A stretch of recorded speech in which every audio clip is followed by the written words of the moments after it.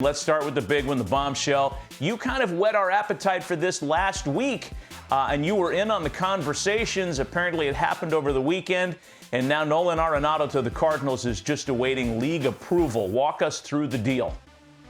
Matt, league approval and union approval, this is one of the most complex deals we have seen in a long time. And it's complex because Arenado has the no-trade clause. He has the opt-out. He's going to be deferring money in this deal, and there's going to be a significant amount of cash going from Colorado to St. Louis as well. So how is this going to work? Well, for one thing, we are awaiting it to be finalized, and all of these procedures have to take place before it can be official, including the return. We don't know exactly the return yet, but the motivation here from the Rockies' perspective is clearly to save money. They're not getting top prospects, from what I understand, from the Cardinals. What they are doing is saving the bulk of Arenado's contract. Now, remember, he is owed 6 years, $199 million. Initially, I heard that about $50 million would go back to St. Louis. John Heyman has since reported that $50 million will be accounted for by deferrals and the cash payments, so the Rockies actually might be sending less. But people are saying, oh my gosh, how can you pay a team to take your best player away? Well, they're doing that. Let's say the number is $50 million just for the sake of discussion. They're doing that to save the other $150 million that they won't have to pay. Now, in addition, Arenado is expected to get an additional year on his contract. It will now take him through 2027. That year will be valued at $15 million. And I'm not sure quite yet of the reason for that, but it might be to compensate for the lost value in deferrals. Now, I know this is really complicated, and I know people get confused by all of this, but that is what is going on here. Those are all the moving parts that are in place. As part of the deal, should it go through, Nolan Arenado will retain his no-trade clause. He will retain his opt-out in 2021, the one that is after this season, and he will gain an additional opt-out after 2022. Again, he is getting compensated for waiving his no-trade clause and for agreeing to deferrals in this deal. So let's talk about the two teams. The Rockies, what happens here? Why are they doing this? Well, the relationship with Arenado had soured. He had spoken a year ago at about this time of the team disrespecting him, referring specifically to general manager Jeff Bridich. And the Rockies apparently did not want an unhappy player for another year, even though it's potential, or there was potential, that he could have opted out at the end of that year. No one thought he would do that with all that money remaining on the deal. So they are clearing money. They are clearing themselves of what could have been an uncomfortable situation with their best player.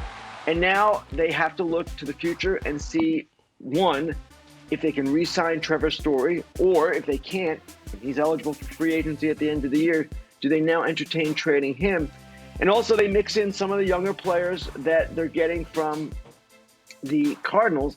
Most of them are not major league ready from what I understand. The one name I've heard that is a major leaguer in this deal is left-hander Austin Gomber, who had a pretty good year for the Cardinals last year. The rest, again, my understanding, these names are fluid, they are younger prospects. So that's the Rockies. Now the Cardinals, well, this is the piece that they've been seeking.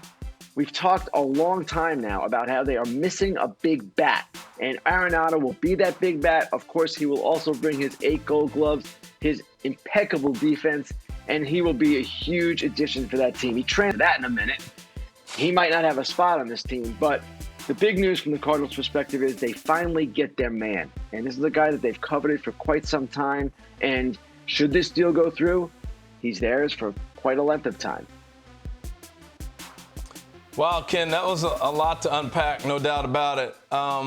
My thoughts initially, Nolan Arenado to the Cardinals, perfect fit. I said that the other day when the news broke, for all the reasons that you said.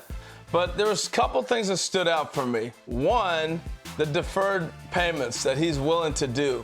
That's because he wants to be on a winning team. Why did it sour in Colorado? Because they weren't going to win.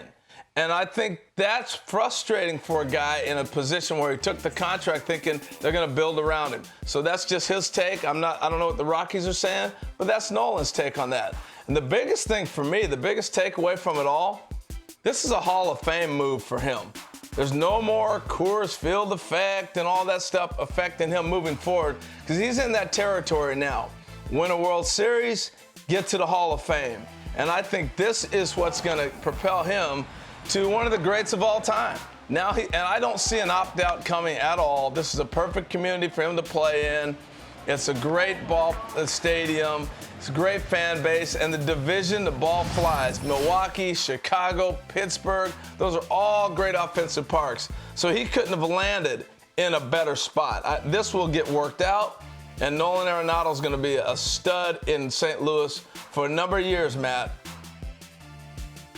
You know, I agree with everything you said. I found all of Kenny's backstory information fascinating, but I get hung up on this. It bugs me just from a fan's standpoint, and I always take the mentality of the former fan base, right? The bride left at the altar. And if I'm a Rockies fan and I'm thinking, wow, this is one of the greatest players in franchise history, not an overstatement, by the way, and we just re-signed him to this mega deal. The ink has barely dried on that thing, and he's already shipped off to St. Louis. And now what about Trevor Story? There's two ways to think of that. Either they've cleared the deck to re-sign him, or he's the next out of town. So, I mean, if I'm a Rockies fan, I'm bummed.